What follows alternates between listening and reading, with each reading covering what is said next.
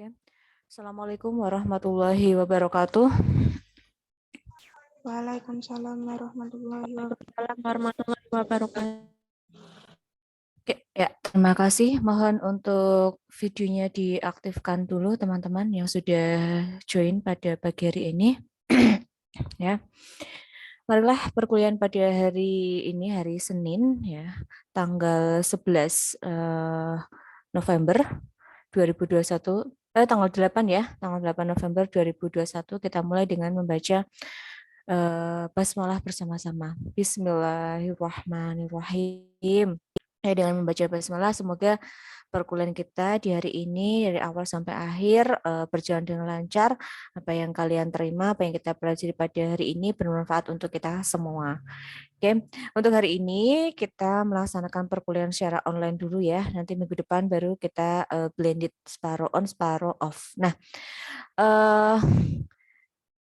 kemarin ada yang ini ya, saya kemarin memasukkan nomor Smart ya. Nomor Smart itu kemarin kan ada yang ngisi, Bu nggak bisa dibuka Bu ini ya. Itu maksudnya gini ya, setiap pembelajaran itu harus terekam oleh Smart ya.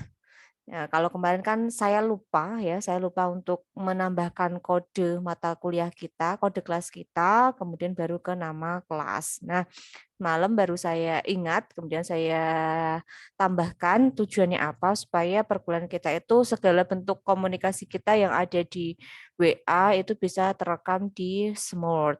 Nah, mungkin tidak hanya untuk mata kuliah saya, untuk mata kuliah yang lain itu juga Bapak Ibu kemungkinan sudah ada yang menambahkannya ya, dan kita telat sedikit tidak apa-apa ya, lebih baik telat daripada tidak sama sekali ya. Jadi kalau kalian ada keluhan, ada pertanyaan seputar Fikla, seputar Sikadu, itu nanti bisa tanya melalui WA Smart Center tersebut ya. Jadi kalau misalnya gagal login atau gagal apa itu silakan nanti kalian bisa WA ke Smart Center. Nanti ada balasan secara otomatis yang mau kalian tanyakan apa nanti biasanya ada fitur pilihan yang mau ditanyakan biasanya seperti itu ya.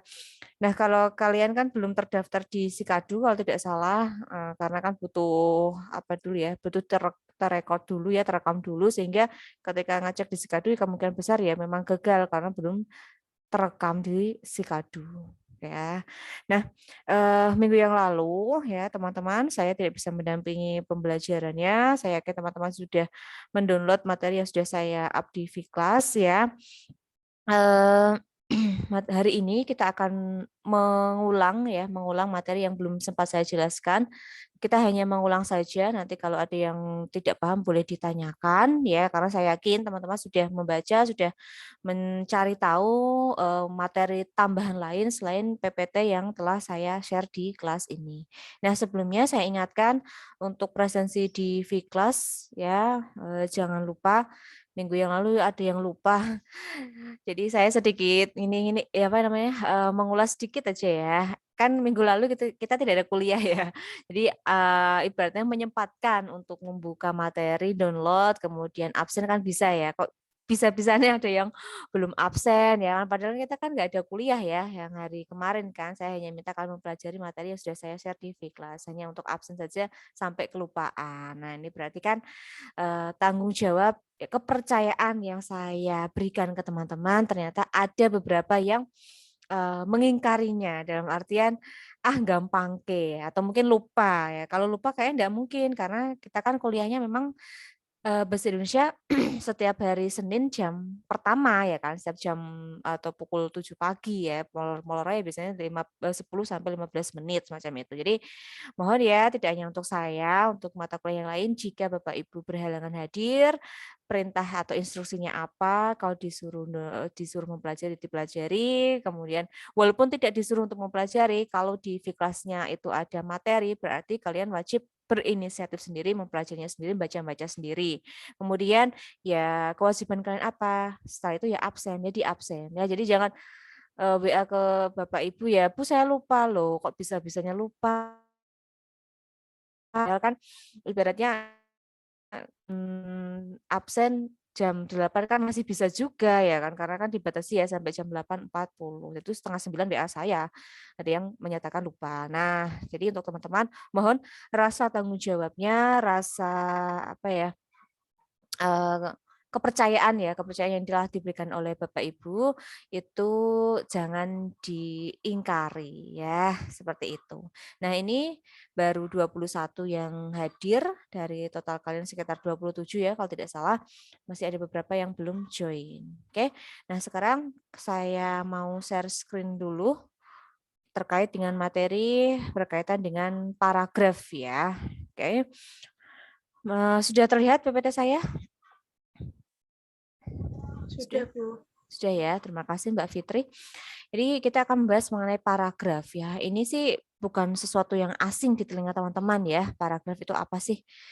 Sebentar, ini Mbak Ifatul sama Mbak Elfatul mukanya kok hampir mirip ya? Kembar poh? Iya kembar. Kembar enggak? Enggak. Tidak, Bu. Tidak ya. Tapi kalau sekilas teman-teman coba lihat Mbak Ifatul sama Mbak Elva hampir sama ya. Makanya tadi ketika saya lihat di tampilan ini ya Zoom-nya ya loh. Ini kok double ya Mbak E ya. Tapi tak lihat lagi namanya kok beda tapi wajahnya hampir sama ya. Saya kira kembar ya. Kayak karena kalau nggak salah di angkatan berapa itu ya, itu juga ada yang kembar, tapi beda jurusan kalau nggak salah. Ini hampir hampir sama ya kalau kita perhatikan ya. Nah, hampir sama kan. Dahlah jilbabnya juga sama hitam ya. Oke ya. Yuk kembali lagi ke sini, kita membahas mengenai paragraf ya. Tataran berikutnya setelah kita memahami diksi, memahami kalimat efektif, kita lanjut ke paragraf ya. Kita menyusun paragraf.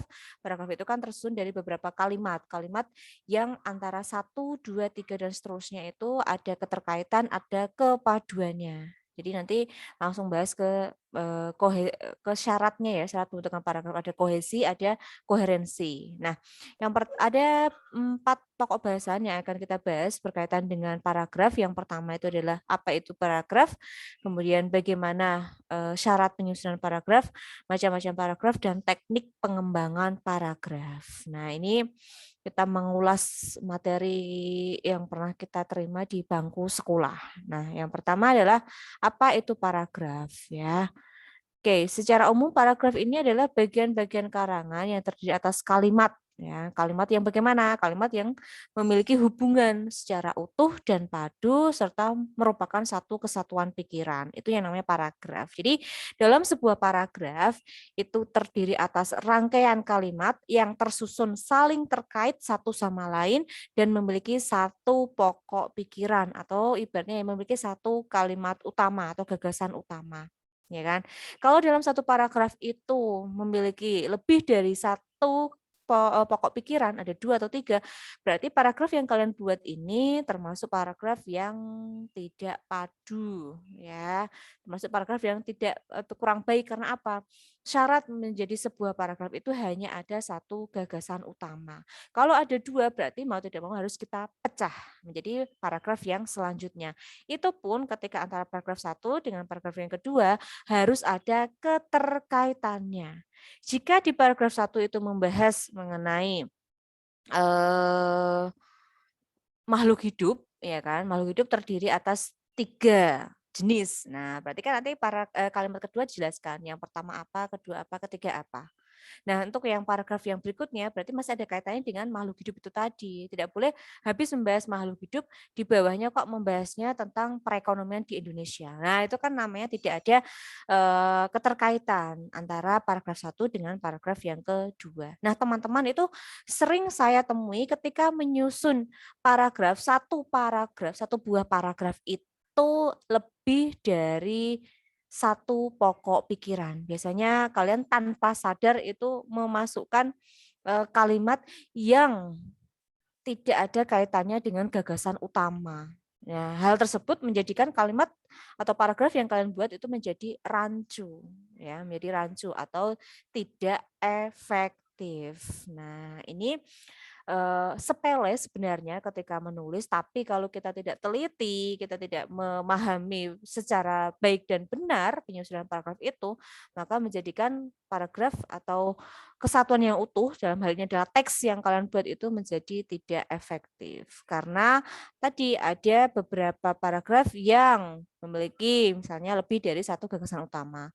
Paragraf satu dengan kedua berkaitan, tapi yang ketiga tidak berkaitan. Nah, itu yang mengakibatkan teks yang kalian buat itu menjadi rancu. Nah, ini jadi titik poinnya itu adalah terdiri atas kalimat-kalimat. Nah, oke. Kemudian merupakan satu kesatuan pikiran. Nah, kadang kan timbul pertanyaan, Bu, satu paragraf itu minimal berapa kalimat tuh, Bu? Biasanya kan kalian pasti tanya begitu kan ketika dulu waktu sekolah ya, disuruh membuat karangan yang terdiri atas 5 paragraf misalnya. Pasti kalian tanya, satu paragraf minimal berapa kalimat? Kalau saya menjawab, dalam satu paragraf itu paling tidak ada 2 kalimat satu kalimat utama, yang kedua adalah kalimat penjelas. Nah, kalimat penjelas ini biasanya dijelaskan minimal itu ada tiga kalimat. Jadi kalau kita total satu paragraf itu minimal 4 kalimat. Satu berupa kalimat utama, 2, 3, 4 itu berupa kalimat penjelasnya. Oke ya. Jangan sampai ketika teman-teman menyusun paragraf itu titiknya hanya satu tok. Ya, ingat itu. Kadang kan ada yang nulisnya panjang ya, kan hanya dipisahkan dengan tanda baca koma tok ya, koma terus yang terakhir hanya satu saja. Nah, itu walaupun kalimat kalian itu panjang, ada menghabiskan misalnya 5 baris atau 6 baris, tapi kalau titiknya hanya satu, berarti itu kan terdiri atas satu kalimat. Ya, diperhatikan semacam itu. Penggunaan tanda baca itu juga harus kalian perhatikan. Nah, oke. Kemudian ketika kalian menyusun paragraf itu ada 2 syarat ya. Kalau saya menyimpulkan ada 2 syarat yang harus kalian penuhi. Yang pertama itu adalah kesatuan dan yang kedua adalah padu. Ini yang saya singgung di awal tadi pada pengertian paragraf. Ada kesatuan. Kesatuan apa? Kesatuan gagasan. Ya kan? Satu, gagasannya itu satu. Ya, tidak lebih dari satu. Kemudian padu. Padu itu apa? Padu itu ya antara kalimat satu, kalimat utama dengan kalimat penjelas itu saling terkait. Itu yang namanya padu. Kalau kesatuan berarti memiliki satu kalimat utama atau satu gagasan pokok. Misalnya, contoh kalimat yang mudah ya seperti tadi yang saya sebutkan ya. Makhluk hidup berdasarkan jenisnya makhluk hidup dibagi menjadi 3. Udah titik kan? Nah, di situ ada kata kuncinya, ada makhluk hidup dan ada kata 3. Berarti kita jelaskan 3 di sini itu apa. Nah, yang pertama yakni manusia. Kayak misalnya terus kemudian titik, kedua adalah tumbuhan, yang titik, kemudian yang selanjutnya itu adalah hewan atau binatang. Ibaratnya kan semacam itu, ya kan. Nanti kalau kita membahas tentang makhluk hidup itu tadi ada 3 jenis, berarti paragraf yang kedua kalian jelaskan manusia itu artinya apa sih? Kemudian paragraf yang ketiga, tumbuhan itu apa sih? Jenisnya apa saja? Kemudian yang keempat nanti berkaitan dengan binatang. Binatang itu apa sih yang dimaksud dengan binatang? Jenisnya apa? Nah, itu kalian jelaskan. Berarti secara tidak langsung kalian sudah membuat minimal itu adalah 4 paragraf. Yang masing-masing memiliki satu kalimat utama, kemudian dijelaskan dengan kalimat penjelas selanjutnya. Nah, ketika menulis itu juga harus memperhatikan subjek dan predikatnya ya, ketika kalian nulis ya. Jangan hanya asal apa yang ada di otak kemudian ditulis wae. Nah, kalau semacam itu kan kadang kalimat yang kita rangkai antara satu sebelum dan sesudah itu kadang tidak nyambung atau tidak efektif. Kalimat yang kita buat ada yang rancu. Nah, kita harus memperhatikan betul pilihan kata yang harus kita gunakan untuk mendefinisikan apa yang akan kita cari.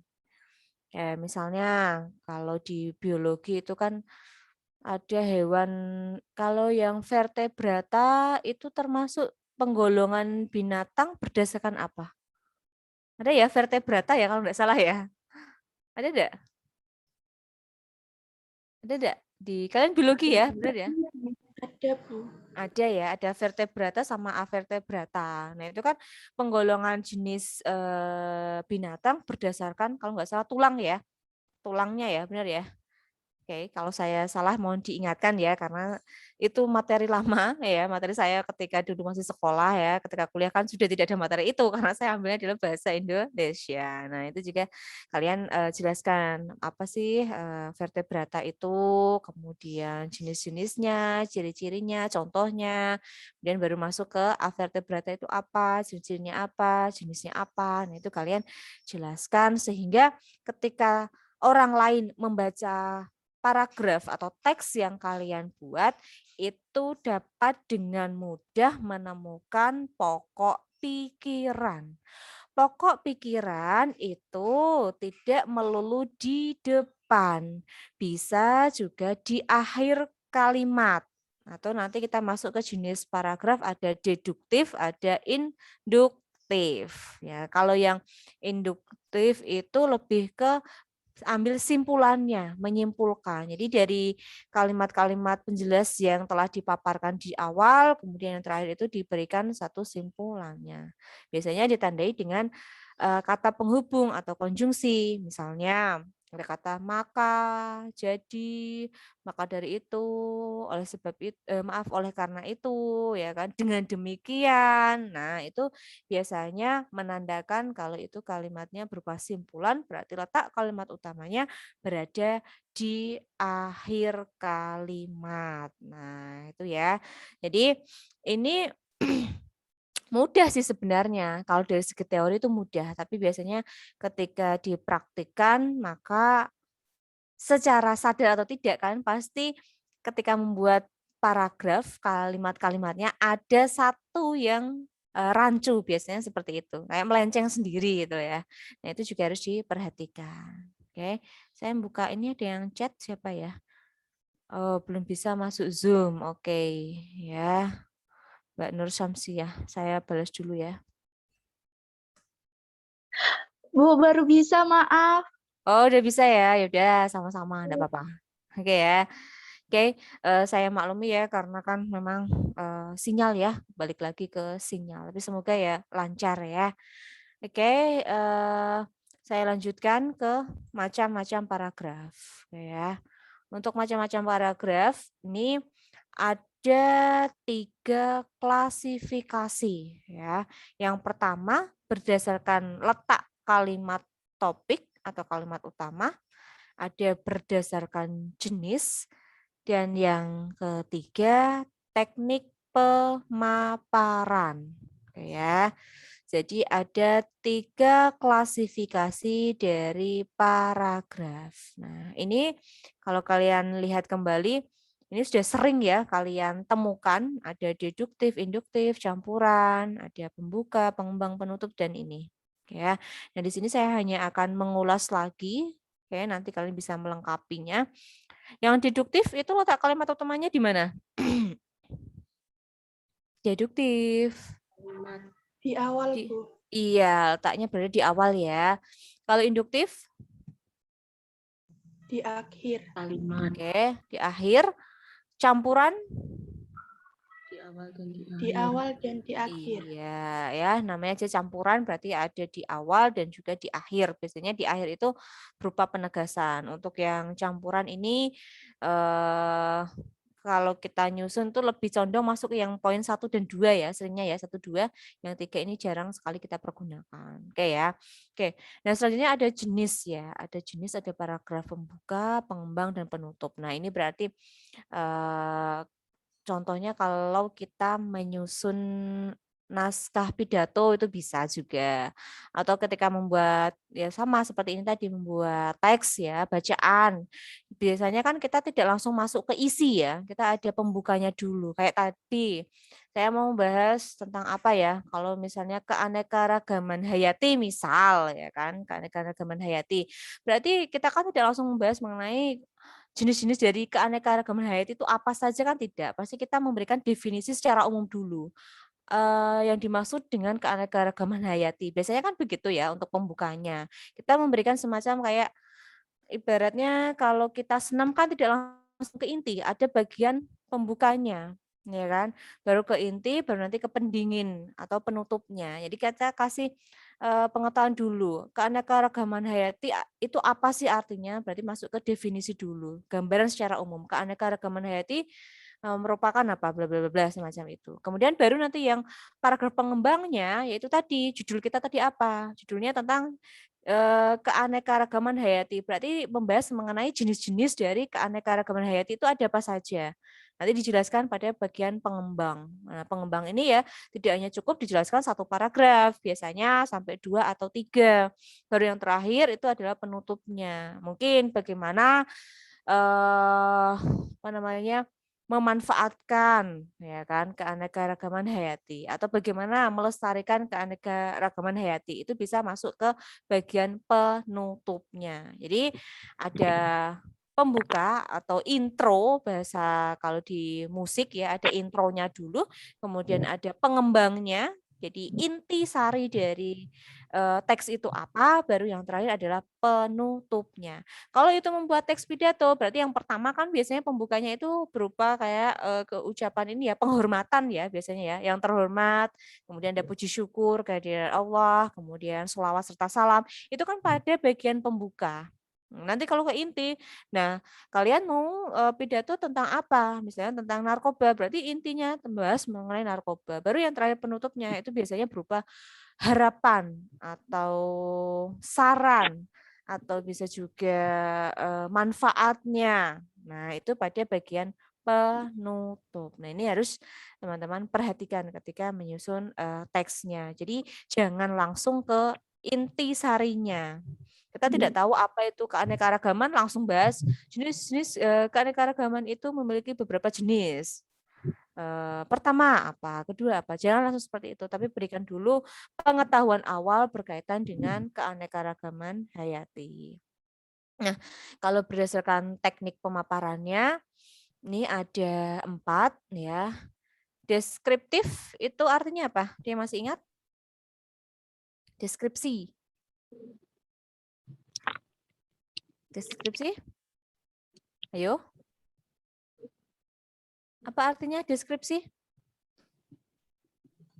Teks yang memaparkan objek secara rinci dan dilengkapi ilustrasi. Oke, lebih tepatnya bukan memaparkan ya, tetapi menggambarkan. Nah, kalau memaparkan itu nanti bisa masuk ke ekspositorisnya ya. Jadi deskripsi itu intinya adalah menggambarkan tadi objek secara terperinci. Ya, rinci itu bagaimana? Rinci ya berarti detail semuanya. Ibaratnya ini dari jarak jauh yang saya tidak tahu ya. Mbak Elva tuh bisa berdiri. Mbak Elva bisa berdiri sebentar. Oke, berdiri aja sebentar, enggak apa-apa, Mbak Elva. Oke. Nah, tadi kita tunggu Mbak Elva dulu ya. Mana Mbak Elvanya? Nah, lagi siap-siap kayaknya ya, siap-siap berdiri. Nah, di situ Elva. Untung kamu nggak pakai celana pendek ya, Eva. Biasanya kadang ada yang Zoom itu atasannya pakai jilbab rapi ya, kemudian ini pakai hem ya, tapi celananya biasanya pendek. Mbak Elva bisa geser ke kanan. Mbak Elva ke kanan, Mbak. Mbak Elva ke kanan. Nah, oke ya. Oke. Ya udah duduk dulu, enggak kelihatan. Oke ya. Sekarang duduk lagi Mbak Elva. Oke, duduk. Mbak Elva duduk. Nah, oke ya.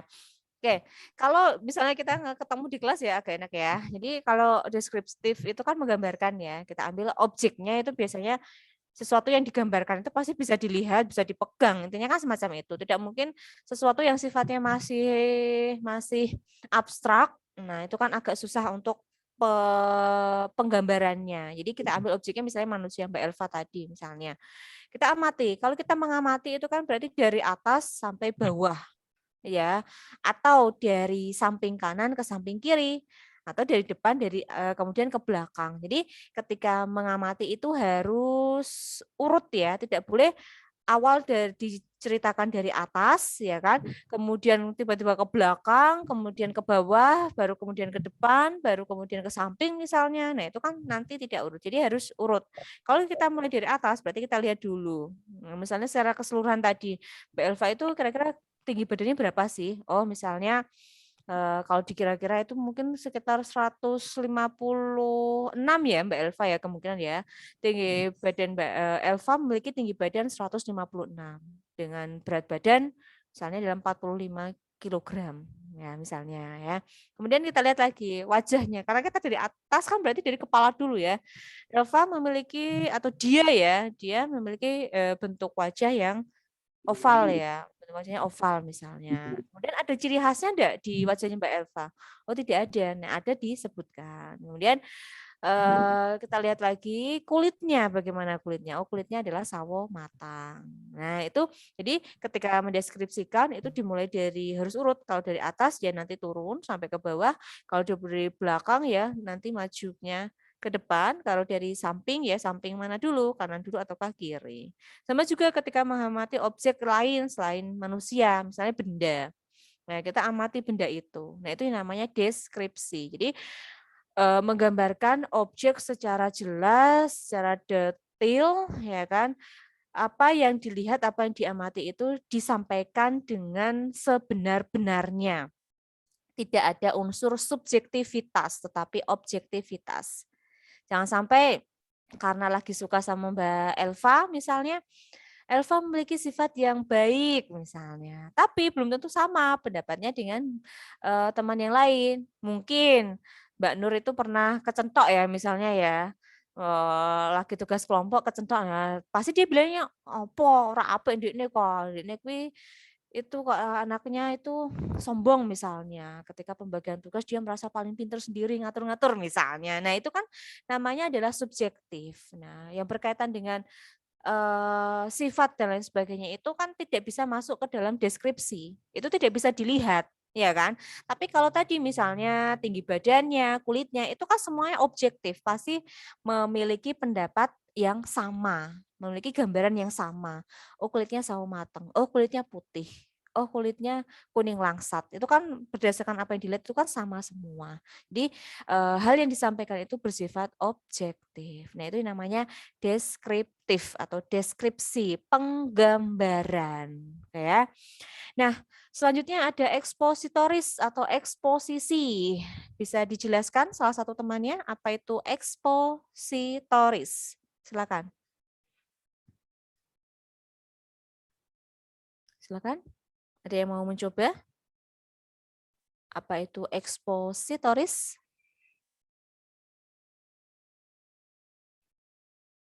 Silakan. Jangan malu-malu. Eksposisi, apa itu artinya eksposisi? Teks yang memaparkan suatu topik info dengan urut. Oke ya.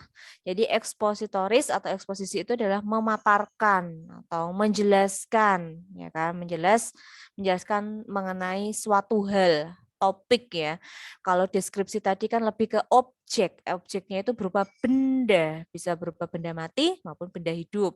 Tapi kalau yang ekspositoris itu memaparkan suatu topik ya. Topiknya apa sih?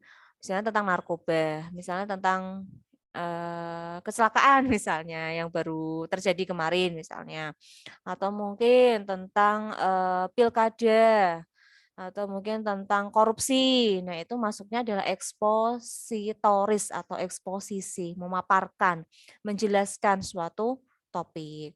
Berikutnya, kalau yang argumentatif atau argumentasi berisikan apa? Ini kamu. Pendapat. Iya, pendapat. Pendapat yang bagaimana, Mbak Helian? Pendapat yang bagaimana? Apakah hanya sekadar memberikan sebuah pendapat? Harus disertai dengan apa? Orang ahli. Pendapat dari orang ahli ya. Kemudian disertai dengan bukti. Oke ya. Jadi argumentatif atau argumentasi ini kita tidak hanya sekadar memberikan pendapat saja.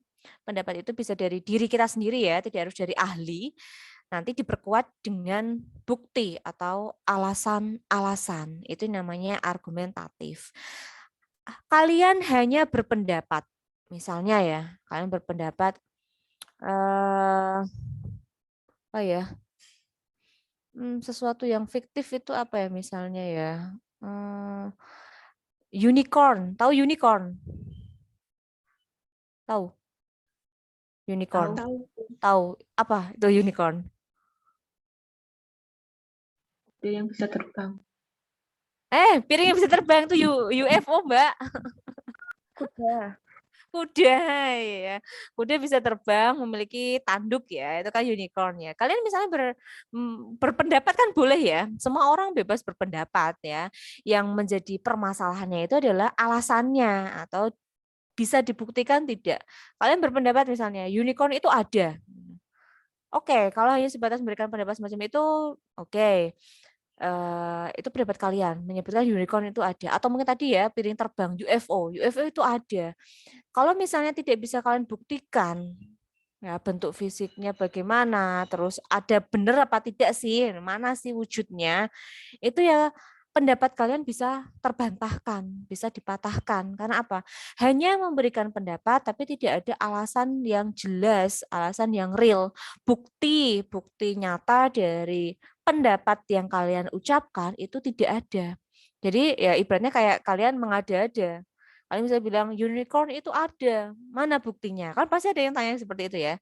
Mana buktinya? Oh, saya ini kemarin menemukannya di kebun binatang ini misalnya. Apakah betul ada? Kita harus cross check lagi. Nah, semacam itu. Jadi pendapatnya itu harus disertai dengan bukti, alasan yang kuat agar pendapat atau statement yang kita lontarkan, kita ucapkan itu bisa diterima oleh semua orang. Ya. Atau misalnya kalian berpendapat segitiga Bermuda itu eh, benar adanya misalnya ya. Dibuktikan di mana sih? Oh, ada di daerah ini, ya kan. Kemudian di segitiga Bermuda itu ada apa saja sih? Oh, misalnya setiap kali perahu atau kapal itu lewat pasti kesedot ya. Ada apa di situ? Ada masalah apa? Oh, ternyata berdasarkan penelitian dijelaskan bahwa di dalam lautan itu daya magnetnya atau apa misalnya atau di dalam air itu ada pusara yang tidak terlihat sehingga ketika kapal atau pesawat terbang yang melintasi di atasnya itu bisa tertarik. Jadi ada kayak daya hisapnya. Nah, itu kan sudah ada penelitiannya, sudah ada pembuktiannya. Jadi tidak hanya sekadar memberikan argumen, memberikan pendapat mengenai suatu topik, tapi ada juga penguatannya. Nah, ini teman-teman ketika nanti berargumen dengan temannya itu juga sama ya, ketika sedang debat mempermasalahkan apa misalnya, itu juga harus disertai dengan alasan yang kuat. Kalau kalian hanya sekadar, "Wes pokoknya ngono lah, pokoknya ngono." Hanya jawaban kok iso ngono, "Wes pokoknya ngono kuwi tak jelasno karo kata-kata itu susah." Lah, ya kan apa sih yang susah ya kan? Biasanya kadang kan ada yang kayak gitu ya. Ketika ditanya, kemudian ditanya alasannya lagi, "Pokoknya ngono lah, ora iso tak jelasno dengan kata-kata." Nah, tidak bisa hanya kayak semacam itu statement kalian, ya tetap harus ada bukti-buktinya. Nah, itu yang namanya argumentatif, disertai dengan bukti yang kuat. Nah, yang terakhir, naratif. Naratif artinya apa? Dari kata narasi. Orang yang membacakan narasi dinamakan narator. Apa itu naratif artinya? Ayo, apa? Uraian cerita, Bu. Iya, cerita itu adalah naratif. Jadi naratif itu ya intinya ya karangan yang berisikan rangkaian cerita. Nah, oke ya. Jadi dari 4 ini sudah terlihat perbedaannya ya. Kalau yang deskripsi itu tadi menggambarkan, ekspositoris itu memaparkan atau menjelaskan, kemudian argumentatif itu eh, berisikan pendapat disertai dengan bukti yang kuat, sedangkan kalau narasi atau naratif itu adalah menceritakan, ya cerita. Oke. Nah, untuk teknik naratif ini sering kita jumpai pada penulisan karya sastra. Karya sastranya apa? Ada cerpen, ada juga novel. Nah, ini menggunakan teknik pemaparan naratif. Nah, jadi teman-teman ketika nanti membuat suatu teks itu harus kalian pilih mau menggunakan teknik yang mana. Kalau kalian ingin menceritakan pengalaman, menceritakan tentang kejadian-kejadian yang pernah kalian alami, jangan menggunakan pola teknik deskriptif, karena deskriptif itu kan menggambarkan ya. Harusnya menggunakan polanya adalah naratif. Nah, kalau itu misalnya berkaitan dengan suatu penelitian, di biologi kan ada ya percobaan-percobaan semacam itu ya. Ada percobaan misalnya eksperimen lah ya. Maka karangan yang dibuat itu nanti adalah argumentatif. Ada berupa pendapat yang kalian paparkan, kemudian kalian berikan pembuktiannya. Misalnya, kalian mau membuat suatu eksperimen tentang ini ya, apa namanya, eh, air ya. Kok bukan air ya? Kalian tahu tanaman ini pacar air? Pacar air, tahu ya? Tahu enggak? Mm-mm. Tahu ya.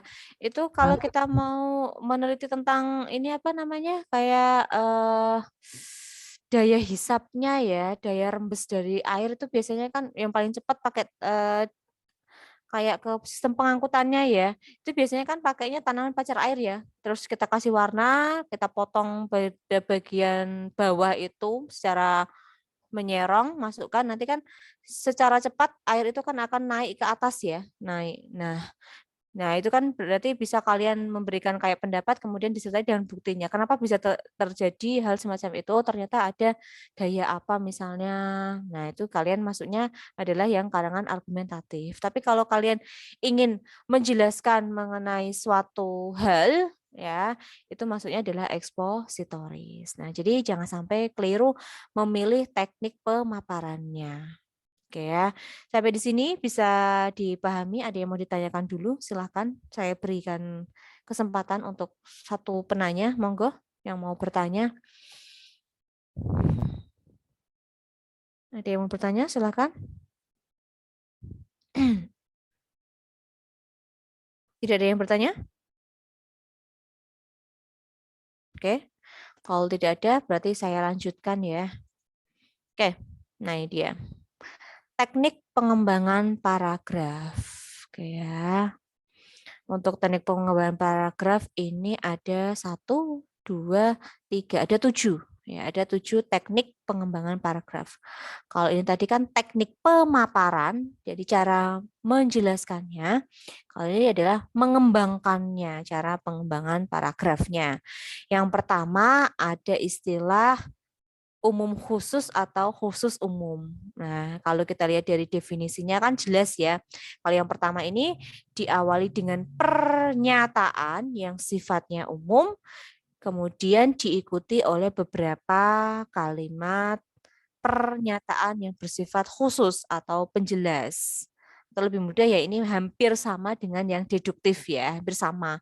Karena deduktif itu kan kalimat utama berada di awal, kemudian kalimat kedua dan seterusnya itu berupa kalimat penjelas, hampir sama dengan ini.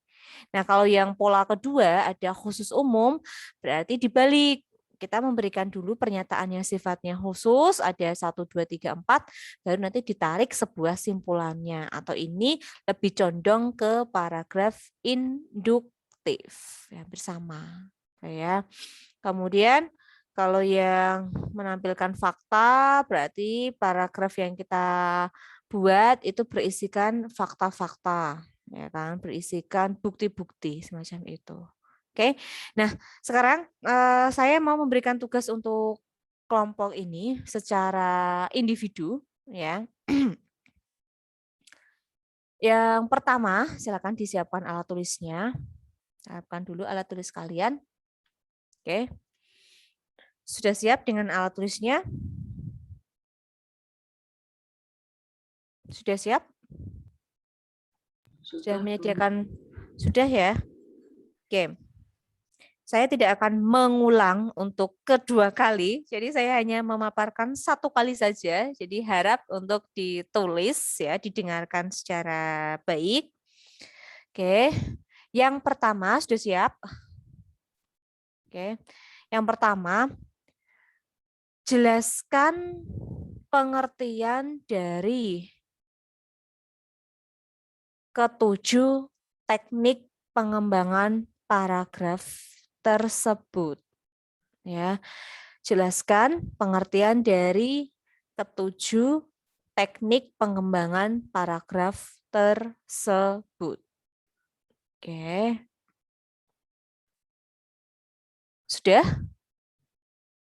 Sudah ya? Oke, yang kedua, buatlah contoh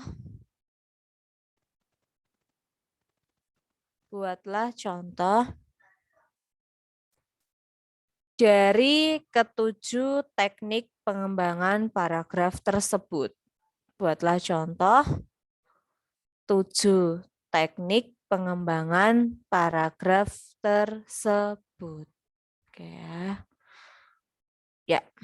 Jadi intinya kalian yang pertama silakan mencari definisi atau pengertian dari 1, 2, 3, 4, 5, 6, 7. Oke ya, kalian cari definisinya itu apa. Oke. Yang kedua, setelah kalian menemukan pengertiannya, buatlah contohnya. Jadi masing-masing ini kalian berikan contohnya. Misalnya yang pertama, pemaparan hal-hal yang umum khusus, contohnya apa? Khusus umum itu contohnya apa? Sampai ke bawah yang terakhir ini. Oke. Nah, tugas ini saya minta tidak diketik tetapi ditulis tangan ya. Silakan tulis di buku boleh. Kalau di lembaran jangan ya, takutnya hilang, tulis di buku catatan kalian. Setelah kalian menulis, nanti kalian foto ya, difoto saja. Foto kemudian kirim ke alamat email saya. Ya, dikirim ke email saya. Tahu ya emailnya ya? suciherwani@iankudus.ac.id. Nah, itu email saya ya. Jadi saya ulangi satu kali lagi. Kalian yang pertama adalah menjelaskan definisi ini dulu semuanya.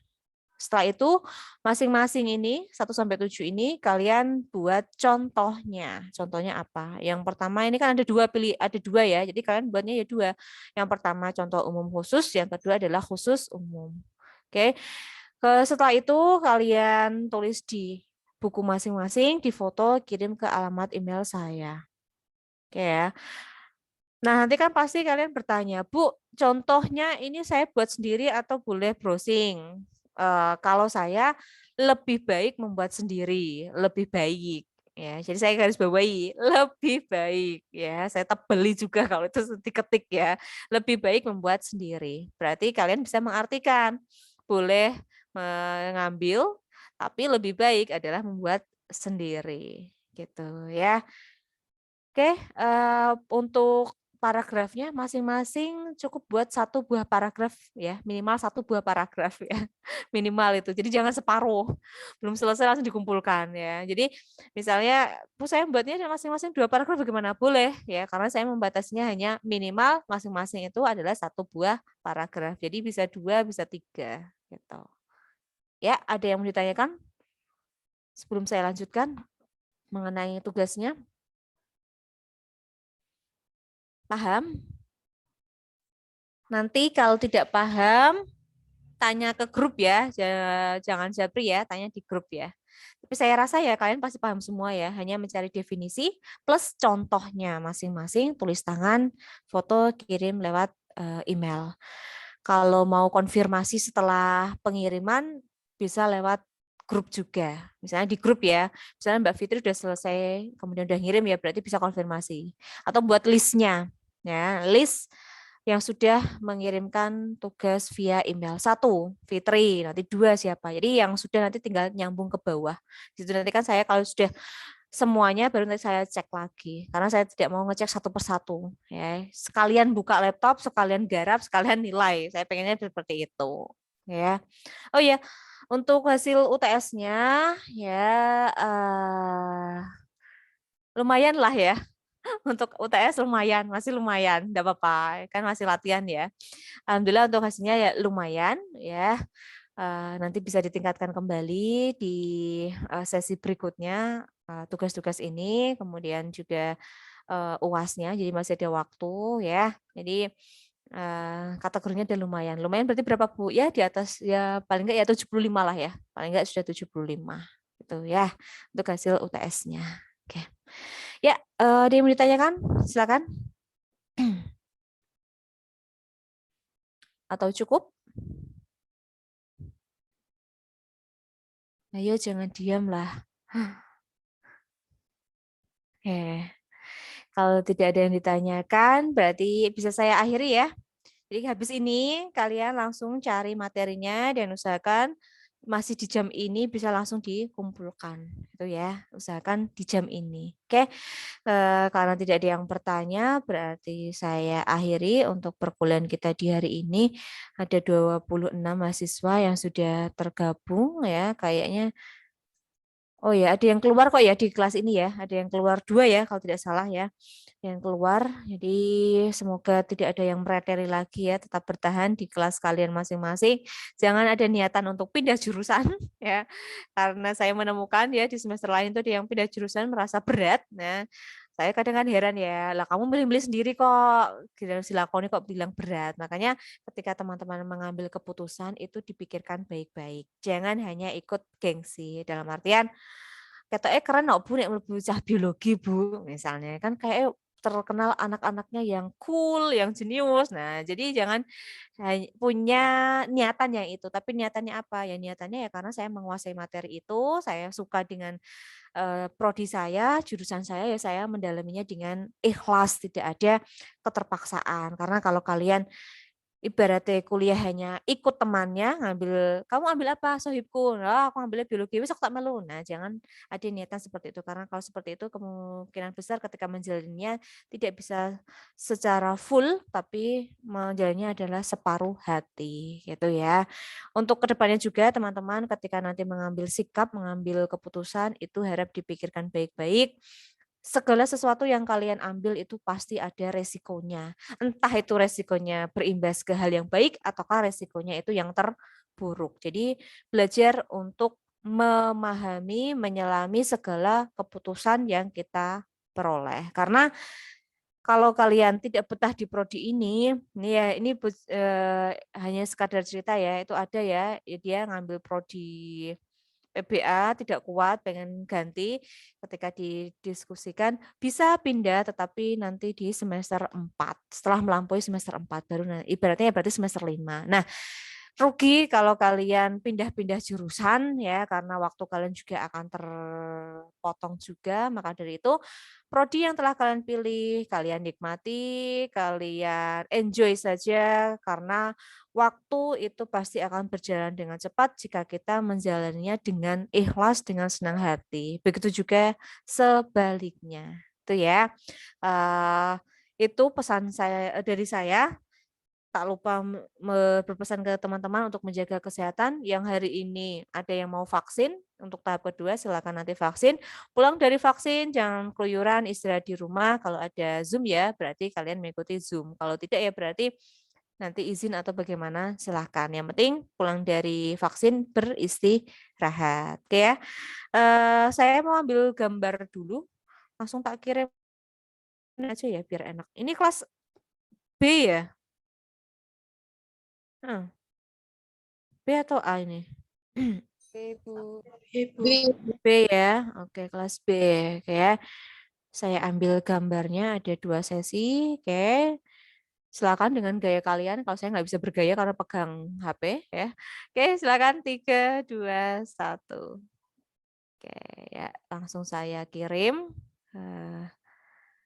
Sebentar dulu. Oke ya. Kemudian sebentar. Oke, saya kirim yang tahap kedua. Nah, yang kedua langsung buka apa ya. 3, 2, 1. Oke, ya. Ya, sudah saya kirim ya dua-duanya di grup kelas kalian masing-masing. Sehat selalu, insya Allah minggu depan kita blended ya, separuh-separuh. Terima kasih. Kita tutup dengan bacaan alhamdulillah bersama. Alhamdulillahirabbil alamin. Oke. Terima kasih. Wassalamualaikum warahmatullahi wabarakatuh. Ya. Langsung saya end ya. Dan kalian langsung lanjut mengerjakan tugasnya.